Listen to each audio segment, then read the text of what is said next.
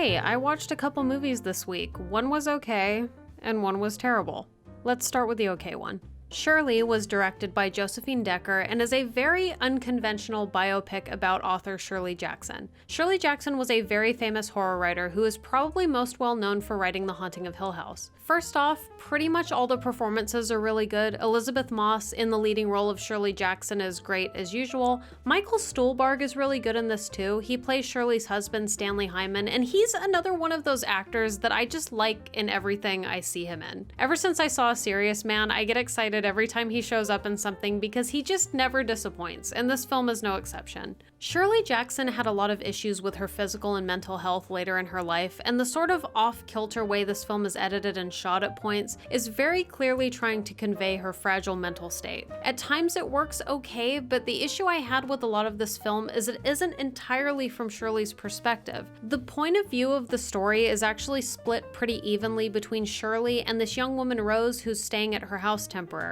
Rose becomes something of a muse to Shirley as she's trying to write her new novel. Their relationship is interesting, but it feels underdeveloped at times because the film does this thing where it will introduce a plot point or an idea and just kind of drop it. And again, there is this sort of thing where you don't know for certain if things are really happening or not because of the surreal tone of the film, but I don't feel as though it entirely excuses some of the messiness. I've never read the actual novel that Shirley Jackson is writing in the film, and I feel as though I would have gotten more out of it if I had. The film itself is also based on a novel of the same name, so there's a lot of layers going on here. If you aren't super knowledgeable about Shirley Jackson and her work, this film sort of feels like it's keeping you at arm's length. That's certainly how I felt, because as competent of a film as this is, I felt as though it wasn't giving me the full context that I needed as someone who didn't know a ton about Shirley Jackson prior to watching the film. As many issues as I had with it, Shirley has enough good qualities to where I would still recommend it, especially if you're a huge fan of her work, because you may be able to connect with some of the finer details in a way that I wasn't able to.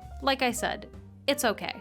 You Should Have Left was not okay. Not even close. I rented this movie on Amazon for the early access price of $20. I completely get that they need to charge that amount, especially since it's supposed to serve as an alternative to seeing it in a theater. However, this is one of those films that just makes me go, how about 15 though? I'd at least like a warning that you didn't try. They are so lucky that this didn't play in theaters, because at the very least they were able to avoid all of the I should have left jokes in everyone's potential reviews, because as far as I can tell, nobody likes this movie. You Should Have Left is about Kevin Bacon renting a house that is haunted / a metaphor.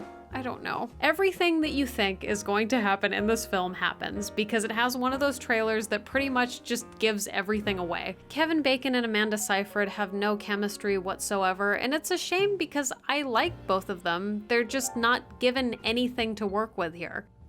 This film is so void of any sort of substance. I really don't have much to say about it. The powers of this house they go to are very vague and aren't really brought up until over halfway through the movie. That part of the trailer where he's like, oh, the house is bigger on the inside than it is on the outside. That scene happens so late in the film that it just doesn't work. Before that, we just get some shadows on the wall and nightmares about new rooms in the house. Oh, and since this film has to have every horror cliche, we also get the local townspeople who know all about the evil house, but only want to talk about it in the vaguest way possible. Nothing is developed. The main character is just the most unlikable, bland human being of all time. And the best way that I can describe this film is just imagine if like The Shining and Silent Hill 2 were just bad. It's like if everything that made those two stories good was just thrown in the garbage, and then somebody went pee-pee on it and then made this movie. Don't spend $20 on this. You could buy like 2 sandwiches with that. Buy sandwiches